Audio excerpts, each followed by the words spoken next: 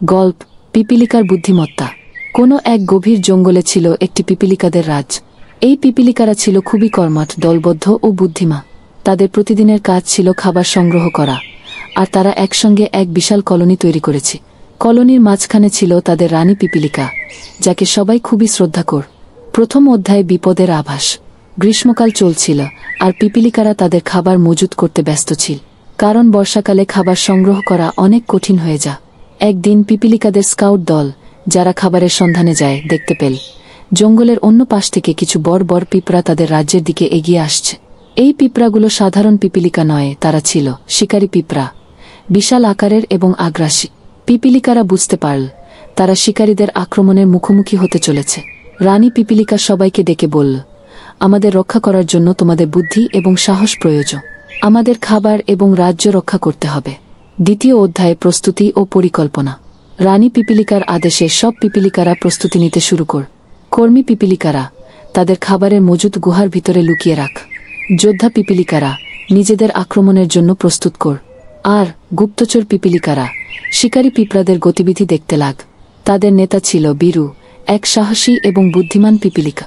বীরু বলল, আমাদের সংখ্যা কম, কিন্তু আমাদের বুদ্ধি বেশি।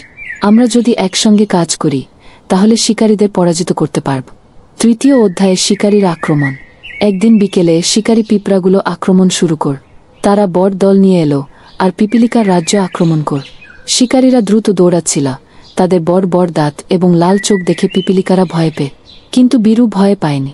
সে বলল, আমরা এই আক্রমণ থেকে পালাব না, আমাদের দলবদ্ধভাবে লড়াই করতে হবে। বীরু পিপিলিকার দলকে 3 ভাগে ভাগ কর। এক দল খাবারের গুহা রক্ষায় ছিল, দ্বিতীয় দল শিকারীদের আক্রমণ প্রতিরোধ করছিল, আর তৃতীয় দল ফাঁদ তৈরির কাজে লেগেছে। চতুর্থ অধ্যায়ে বুদ্ধিমত্তার পরীক্ষা। বীরুর পরিকল্পনা ছিল শিকারীদের ফাঁদে ফেলা। পিপিলিকার দল মাটি খুঁড়ে একটা বড় গর্ত তৈরি করেছিল, যেটা পাতলা পাতা দিয়ে ঢেকে রাখা হয়েছে। বীরু আর তার দল শিকারীদের দিকে ছুটে গিয়ে তাদের গর্তের দিকে টান। শিকারীরা বুঝতে পারল না এবং তারা পিপিলিকাদের পেছনে তাড়া কর। যখন শিকারীর দল গর্তের কাছে এলো, বীরু তার দলকে সরে যেতে বল। শিকারীরা পাতা দিয়ে ঢাকা গর্তে পড়ে গে। গর্তটি এত গভীর ছিল যে শিকারীরা আর বের হতে পারল না। পঞ্চম অধ্যায়ে বিজয়ের উল্লাস।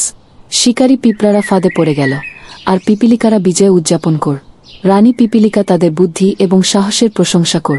বীরু বলল, আমরা ছোট হতে পারি, কিন্তু দলবদ্ধভাবে আমরা অনেক শক্তিশালী। আমাদের বুদ্ধিমত্তা আর একতা আমাদের রক্ষা করেছে।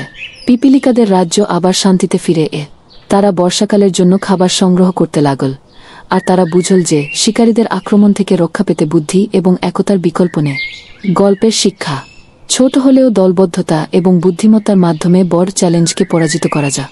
পিপিলিকাদের মতো যদি আমরা সবাই একসঙ্গে কাজ করি, তাহলে আমরা যে কোনো বিপদকে মোকাবিলা করতে পারি। শেষ। ভিডিওটা যদি আপনার একটু হলেও ভালো লেগে থাকে, তাহলে একটা সাবস্ক্রাইব, একটা লাইক, আর আপনার বন্ধুদের সাথে একটু শেয়ার করে দিবে। আপনার ছোট্ট এই কাজটাই আমাদের জন্য বড় অনুপ্রেরণা।